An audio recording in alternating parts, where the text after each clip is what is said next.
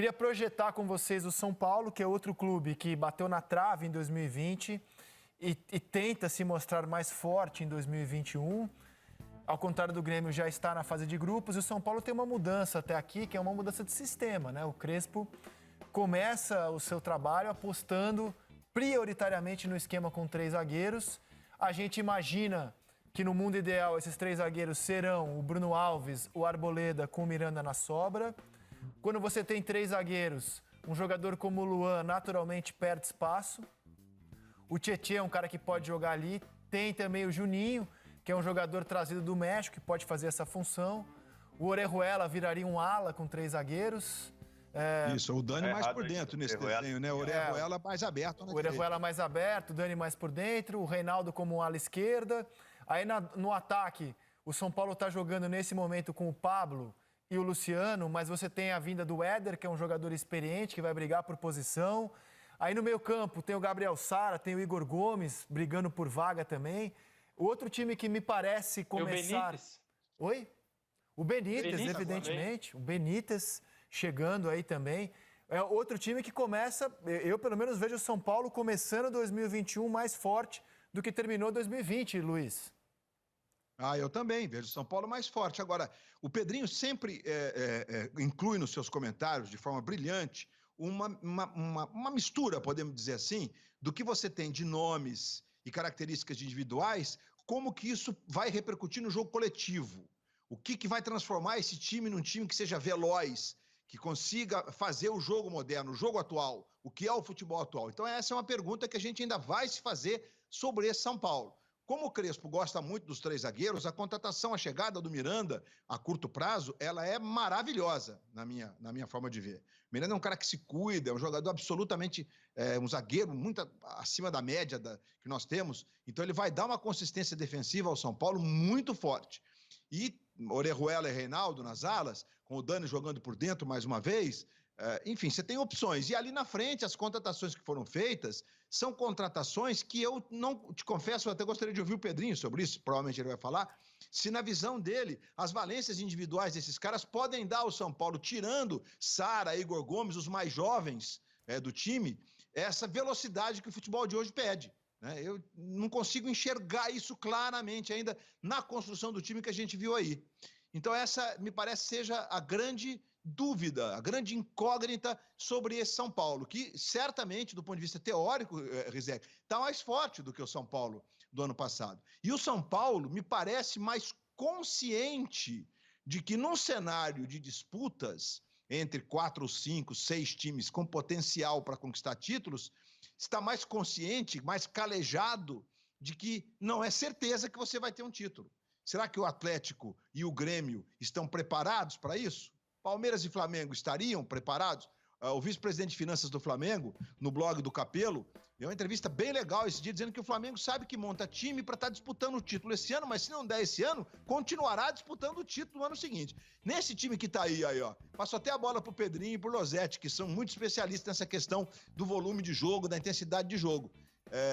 Enfim, o que vocês acham? O que vocês enxergam aí, Pedrinho e Losetti? Você também, Rizek, dá um pitaco, Rizek. Eu tô aqui pensando se o Benítez... Eu tô aqui pensando, cara, se o Benítez briga por valer, se ele chega para ser titular. Aí seria Gabriel Sara, Igor Gomes ou Benítez, uma terceira opção, né?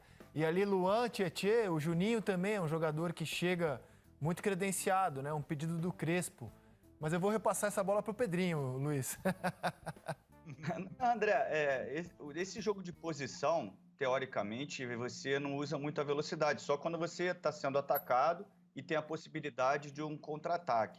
O jogo de posição, você tem movimentos dentro dos setores. Por isso que a maioria dos times que jogam esse jogo de posição, que é o do São Paulo, eles gostam de fazer uma saída de 3, aí eles empurram os 2 laterais e ficam 3 homens aqui. Então, ficam 5 caras, né, entre linhas.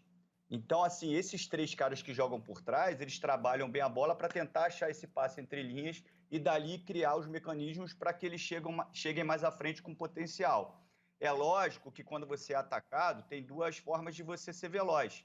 Ou na característica individual, usar a velocidade de um ponteiro, de um extremo, ou com a troca de passes. né, você usar velocidade na troca de passes. E aí você consegue ser um time rápido sem ter velocistas.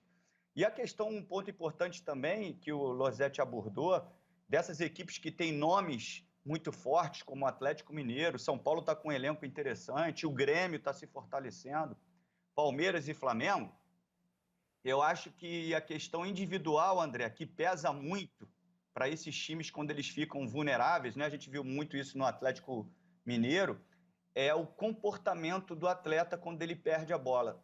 A gente aqui, e eu me incluo nisso, né, como ex-atleta, quando a gente perde a bola, a gente tem frações de segundos, né, milésimos ali de segundos, que a gente não muda o comportamento, a gente fica lamentando a perda da bola. E com isso, você não consegue botar em prática um dos princípios do jogo, desse jogo que joga dentro do campo do adversário, que é você pressionar rapidamente o adversário quando você perde a bola. Justamente nesse segundo que você está lamentando, em vez de você mudar o comportamento e pressionar, é onde tem as brechas para os adversários. Então, eu bato muito nessa tecla da questão cognitiva, André, do entendimento, sabe, do atleta, de potencializar isso dentro do atleta para um coletivo mais forte. Por isso que eu acho que o jogador bom, é lógico, ele faz a diferença, mas ele pode melhorar muito dentro de um contexto. A gente já viu times, como eu falei anteriormente, com potencial enorme individual que não jogaram. Não jogaram. E aí você me fala, mas o cara joga muito e não jogou nada nesse time, mas no outro ele jogou muito. É justamente por o treinador conseguir potencializar o jogo deles. Por enquanto, o Campeonato Paulista está parado no estado de São Paulo até o dia 11. A Federação Paulista, notícia que o GE já publicou, ela elaborou um protocolo mais rígido, um outro protocolo para tentar convencer o Ministério Público, ter o Ministério Público como aliado que, por enquanto, está intransigente na realização de jogos de futebol no estado de São Paulo. Ela apresenta esse novo protocolo hoje na tentativa de trazer o Ministério Público como aliado e conseguir uma autorização do governo estadual para que a gente possa ter jogos de futebol realizados em São Paulo. Então, até pelo menos o dia 11, caso a situação não mude, o Crespo vai treinar essa equipe. E aí, quando voltar a bola a rolar, a gente vai poder saber. Benítez, Sara, Luan, Tietê. Isaac, Fala, Losetti. desculpa, só para não terminar o assunto São Paulo, queria só dar um pitaco rapidinho, porque nessa zaga, um time que joga com 3 zagueiros e usa o jogo de posição, eu acho que vai ser muito difícil tirar o Léo do lado esquerdo dessa zaga. A gente montou ali, eu acho que vai jogar o Arboleda pela direita, o Miranda no meio e o Léo pela esquerda, porque o zagueiro precisa conduzir a bola, já que os jogadores não vêm tanto até ele. Ele tem a missão de fazer a bola chegar e ele tem velocidade para voltar caso esse passe seja errado. Ele tem capacidade de passe maior do que o Bruno com o pé esquerdo, que é importante para ele conseguir, por exemplo, acionar o Reinaldo bem aberto numa ala, para fazer a ligação por dentro. Então, falo do Léo porque, por ser um jogador improvisado, todo mundo considera um patinho feio, né? Não é o cara da posição. Mas a saída em 3, como falou o Pedrinho, não precisam ser 3 zagueiros. Pode ser um jogador, e a gente tem visto muito isso em times europeus, essa saída em 3 com 2 zagueiros e um volante ou um lateral. Então, eu acho que vai ser complicado tirar o Léo dali para esse princípio de jogo que o Crespo parece querer no São Paulo. Acho que quando ele for jogar contra um time em que ele vai priorizar se defender bem numa bola aérea, um bloco mais baixo, aí o Bruno Alves pode ter vantagem, mas não acho que vai ser simples assim tirar o Léo do time, não. Não, a gente está projetando porque a gente não sabe ainda, né? O Crespo acabou de chegar e, assim, o que fechamos questão aqui é que o Crespo começa o seu trabalho em 2021 com o elenco do São Paulo tendo mais opções do que a que o clube tinha quando termina a temporada 2020.